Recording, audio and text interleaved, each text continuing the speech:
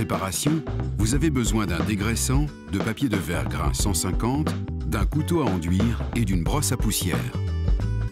Commencez par dégraisser la surface, puis séchez-la à l'aide du chiffon. Bouchez les petits trous dans le MDF à l'aide de polyfil reboucheur MDF. Ensuite, poncez la totalité de la surface et dépoussiérez-la à l'aide d'une brosse douce. Pour peindre du MDF, vous avez besoin de ruban adhésif, de papier de verre grain 240, d'un pinceau et d'un rouleau. Collez du ruban adhésif sur les bords et appliquez le primaire Lévis. Utilisez un pinceau sur les bords et le rouleau sur les grandes surfaces. Il est important de toujours travailler dans deux sens. Réalisez d'abord quelques traits verticaux, puis étendez-les horizontalement. La peinture sera ainsi bien répartie sur la surface. Étendez une dernière fois la peinture doucement de bas en haut afin d'obtenir un résultat uniforme.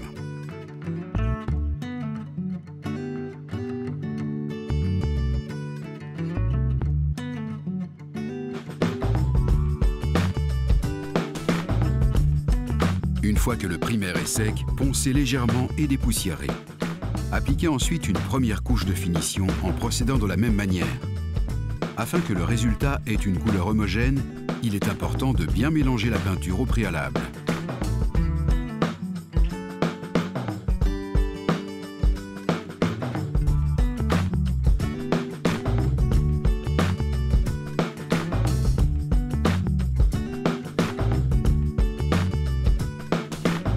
Lorsque la première couche est sèche, poncez-la légèrement et dépoussiérez-la. Appliquez ensuite une deuxième et dernière couche de finition.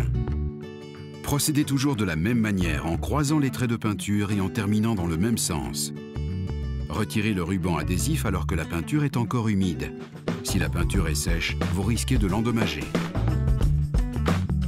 Admirez le résultat.